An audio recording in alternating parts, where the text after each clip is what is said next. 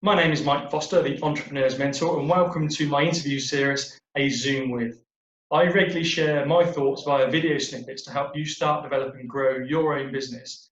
But these videos are interviews with trusted experts that I'd like to introduce you to so that they can share their thoughts and their tips with you, again to help you in the development of yourself or your business. And today I'm delighted to be joined by Lisa Hollander of All Eyes Off You. Lisa helps people when all eyes are on you, building confidence in public speaking, acting and singing. So Lisa, welcome. Hello. So Lisa, I've got a couple of questions that I'm going to ask you today in my usual format. But just first of all, if you may just introduce yourself and tell me a little bit about your business. Yes, my name is Lisa Hollander from All Eyes Off You, and my background is acting. But when I had a successful career, but decided that actually slapping my thigh in Edinburgh and then having to give birth in the back of a taxi for casualty, bringing up children, the two just didn't go together. So I stopped acting or retired or went on sabbatical, I'm not quite sure. And I realized that the skills I'd learned at the old Bristol Vic school actually translated really well into the business world. And what I realized was that there was a study done where 90% of what your audience hears is actually from your body language and your voice and how you use those. Less than 10% is actually on the content. Now, most of us spend 90% of our time on the content, worrying about this slide, that slide, what are they, what's the message I'm trying to get across? And of course, all that's important, but actually 10% of that should be your effort and the rest is 90%. And that's where I come in, because actually there are a lot of skills you can pick up. So you understand how your voice works, how you understand how your body's working, how you're producing the sound. Actually, that information builds the confidence. And that tends to be what's lacking, is people just lack confidence being themselves in front of 1 to 1,000 people. Thank you for introducing that. Actually, I'm smiling because that leads into my first question, because actually I see a lot of people in circumstances, particularly around public speaking, that I run my networking groups, and I see people have a bit of a mindset, a little bit like Wurzel Gummidge. I'm probably showing my age there, but people have to put their sort of networking hat on, or head on, sorry, or they need to put their sales head on if they're going to have those sort of public conversations. So my question really is, can you tell me a little bit more about how you work with your clients around their mindset? Yes, definitely. What normally happens is they come to me because they usually absolutely hate any form of public speaking. So that moment when they realize all eyes are on them. And what tends to happen is they put on a facade. They go, oh, I'm presenting now, I should look and sound like this. And or they get so overtaken by nerves that they actually go so into themselves and have all eyes on themselves that they get very insecure and they're not showing what they can do. So what I do is talk them through, because it's completely confidential, talk them through what they think has caused this lack of confidence in what is just standing up and talking.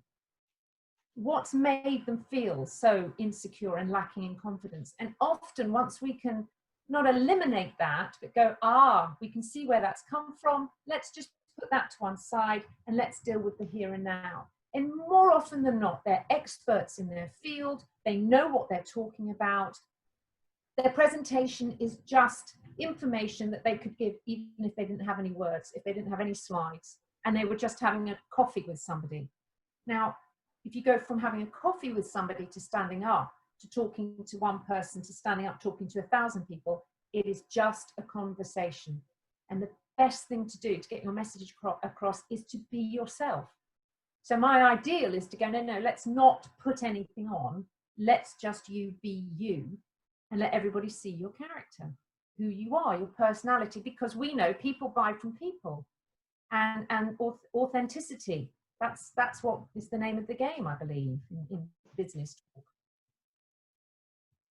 Right, that's again some good tips, and you probably have noticed when you attend my networking groups now, I ask you to introduce yourself earlier than maybe some others, because it's the way that you do that, and it's the way that you put yourself across, and I think inspires other people. So there's Oh, a little that's bit of nice. a little bit of a secret there in terms of what's going on. So Oh. I've actually just sort of thought I'm going to scrap my questions today. Actually, I thought it'd be quite useful. I'm going to put myself out there a little bit in terms of, you've heard me speak a few times, obviously, and we're talking now. So if I was one of your clients, what sort of techniques would you do on me? Let's do some practice. All right. Well, the main thing is I would probably get you to do your introduction. If we were having more time, I'd get you to do, say, your 1-minute pitch or your 30-second pitch. I'd say come with that to start with. And that would be enough for us to show you how you were at the beginning and how you are at the end. But this is a very, very concise little moment in time. But what I'd ask you to do is, while you're sitting there, is to take a really big breath. Right, now freeze. Now stay in that position and breathe normally, but stay in that position that you're in right now. And if you see all the tension came up around your shoulders and you actually lifted your head back like this. So if we do it again, and I'll just talk to you about breathing, so relax now. Before you start any kind of speaking, whether it's a Zoom call or you happen to be singing an aria or you're doing a presentation, you need to make sure you're taking deep, low, comfortable breaths. And that's what supports the sound. Now, we are sitting at the moment, but the principle's the same.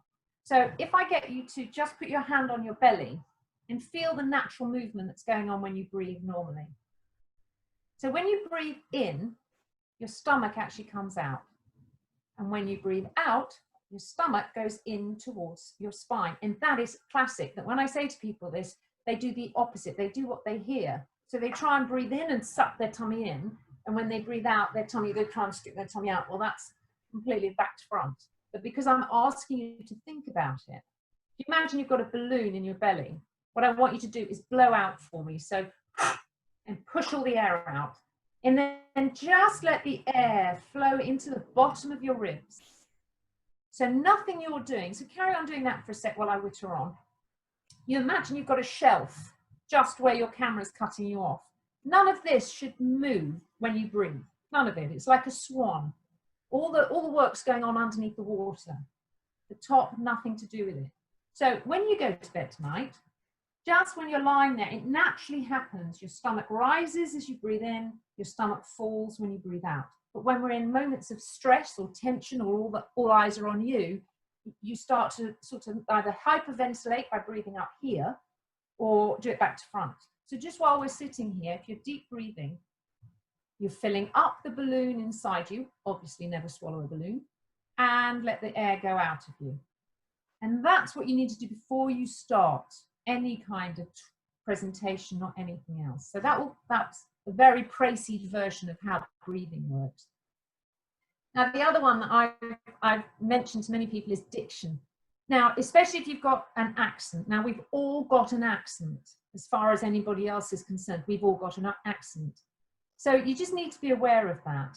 That when you are talking, especially on a subject you feel passionate about, and that's what I encourage people to do, is let that personality come out. Well, we tend to get very, very excited and we start to really speed up. And if our diction is bad, then we're not going to get our message across. So again, before you start to speak, you can pick a phrase that's comfy to you, or you can do one I was taught at the Bristol Old Vic Theatre School, which is what it's all about. Tip of the tongue, teeth, and the lips. So if you say after me, tip of the tongue, teeth, and the lips.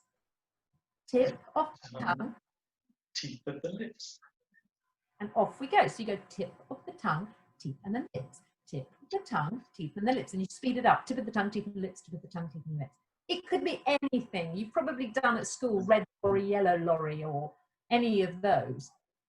So what you do is you do that before you go in again to warm it up, because you wouldn't run a marathon and not do some form of warming up. Not that I would ever run a marathon, but you would do exercise, you would stretch, you would warm up. It's the same with your vocal cords, with your voice, with your body, with your breathing apparatus, with your support apparatus. So that's a very important one. Also, the dropped jaw. Now, you may have seen my video based on We'll Meet Again, the singing. I was doing just a little tip. It's the same when you talk. If you speak with your teeth together most of the time, which most people do, you're stopping the message coming through. Logically, it's putting a wall in front of you. So what you want to do is massage your jaw. Off you go, Mike.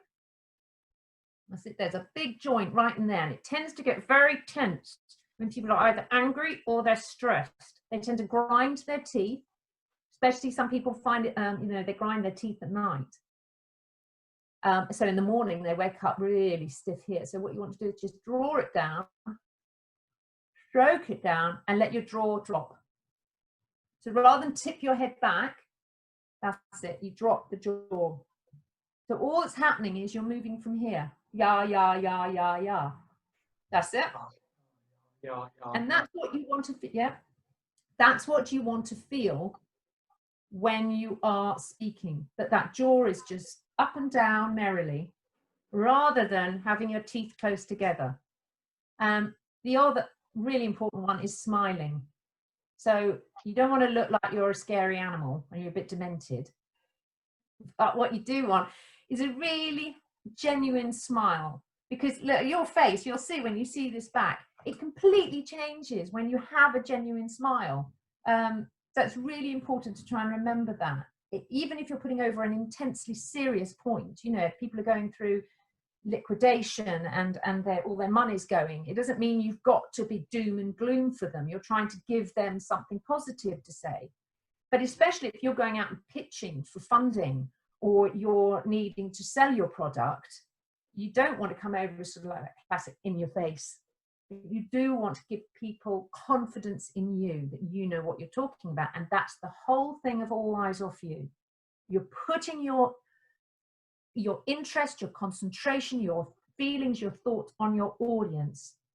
Doesn't mean it's a performance. Don't muddle up those two words. I often think when people hear the word audience, they're thinking, oh, she's an actress. Oh, big performance. No. Your audience are whoever you are trying to communicate with. And that's basically what you've got to keep in mind. So that's where the jaw comes in. Ya, ya, ya, ya, with lots of smiling. So you're not doing it with your teeth. Okay? How is that for a start? Well, it's really interesting actually, because just doing that and actually just doing the smile and the jaw drop, I just felt different, instantly. You just felt something through. And I do reflect back to last year when I had quite a stressful period, and I felt all tension here, and I wasn't smiling as much as I was, and actually my performance at my networking groups was a lower level than I'd like to set myself. So I can certainly see the tips that you shared with me there is how that reflects. So much appreciated.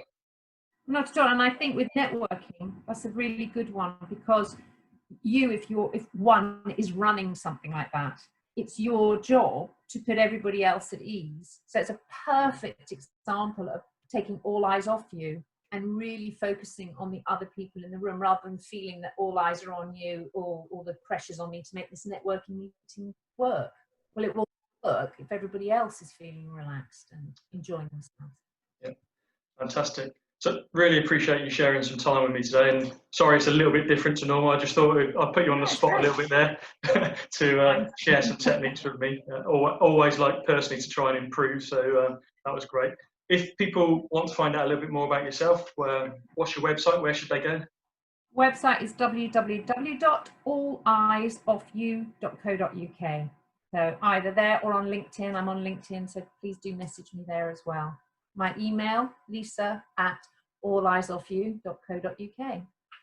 Fantastic. Thank you, Lisa. Thank you for sharing some of your expertise with us. And I've even learned something new about you today in terms of some of your background. So that's good to know as well. So yeah, so much appreciated. So thanks again. Pleasure. Thank you. So please do subscribe to my YouTube channel. And next time I release a Zoom with interview, you'll be the first to be notified. And please tune in next time for a Zoom with whoever's next.